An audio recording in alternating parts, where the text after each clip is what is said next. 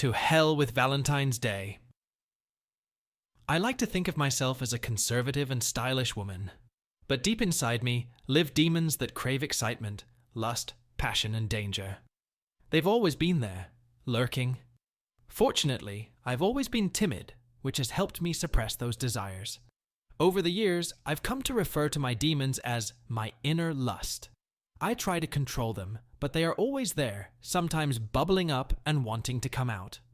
There have been many times in my life where I have let my inner slut run wild. Some people call it promiscuity, but I think it's a bit rude. It's usually triggered by some event. It could be depression, loneliness, a bad breakup, rejection, lack of self-esteem, or even too much alcohol. I'm not sure, but I doubt I'm the only woman with these demons. Being raised religiously, I always feel guilty after one of these inner lust rampages. Maybe it's my imagination, but I always feel like I'm getting some kind of sign from above after my transgressions, as if God knows I'm lustful and is watching. This is one adventure where my inner lust broke free and took over. Valentine's Day. It's been 5 weeks since the marriage proposal fiasco and subsequent breakup with my boyfriend. I've always disliked commitment, and the further our relationship progressed, the more I balked. Yes, things were happening fast, and even though I decided at a young age that I would never get married, I was still going down that path. It seemed I had no control over my destiny. The further I traveled down that path, the more it frightened me, and I rebelled. I flirted with other men, said or did things that annoyed him to provoke an argument. It seemed that no matter what I did, he always accepted me for who I was, which in turn scared me even more. It ended right after Christmas. We'd been dating for over a year, and I'd made it clear that I didn't want to marry to anyone, so when he took me out to a nice restaurant to supposedly celebrate a promotion and proposed instead, I was shocked and couldn't give him an answer. My shock quickly turned to anger at being ambushed like that. Emotionally, I've always been pretty fickle, and that night I snapped at him. It turned into a very ugly public scene. My hurt and shaken boyfriend asked me to go back to his place so I could calm down and we could talk things over. But I had had a few drinks and was too upset to go with him. He left the restaurant, hoping I would calm down and meet him at his house. Instead, I sat in a bar and met a couple guys. Long story short, he found out I was doing it with them, and we broke up. Mission accomplished. With the help of my inner lust, I finally regained control of my destiny. Or did I? Valentine's Day has arrived. It was the first Valentine's Day in years that I was without a date. I felt sad and depressed. I had finally managed to end our relationship, something I subconsciously wanted to do, but lacked the courage to do it in a mature way. In the back of my mind, I hoped my ex would reach out to me and maybe send me flowers. Maybe write a text. But nothing. It was Saturday night, and I had nothing to do but mope. Valentine's Day just made it worse. Damn it, I hate Valentine's Day. I don't like flowers, and chocolate gives me a migraine. I think it started in high school. All the cute little girls got cards from boys, but I never got anything. Yeah, I hate Valentine's Day. I decided it was high time I got back on my feet. Valentine's Day or not, I needed to get out of this gloomy stupor I was in. I heard about this new nightclub and decided it was exactly what I needed. I really wanted to have a fun night out. I decided that I would go to the club alone.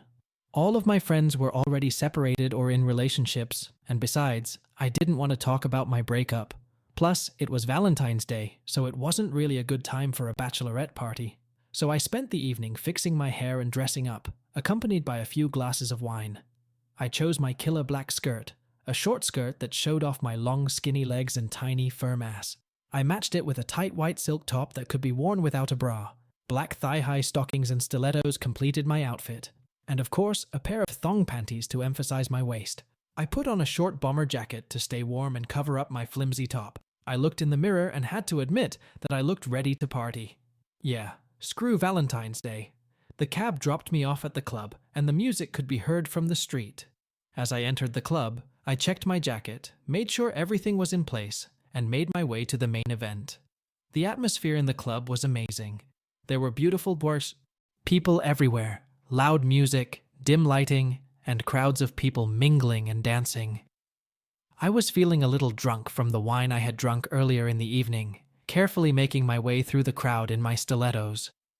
I found a seat at the end of the bar, and I was immediately approached by two men. I could barely hear them over the music, but the drinks started flowing fast. I'm small in stature, so it doesn't take much to get me intoxicated. Two guys started serving me drinks, getting closer and closer to me. Alcohol has always made me promiscuous, and it didn't let me down this time. My world began to spin, and the bar was so crowded that I was caught between two of my new friends. Their hands were on my waist and hips, rubbing my breasts. My top barely covered my breasts as it was discreetly pulled down and pulled up. The two guys groped me in the bar, under the cover of the crowd and the darkness. My arms were now thrown over one of the men, and I used him for support. My thighs bucked into his body, and the other man moved in behind me. Yes, the alcohol was working, and my inner lust was stirring. It was time to dance before the situation got out of hand. I took their hands, and we headed toward the crowded dance floor. The music was loud, and I could feel the low tones of the bass throbbing throughout my body.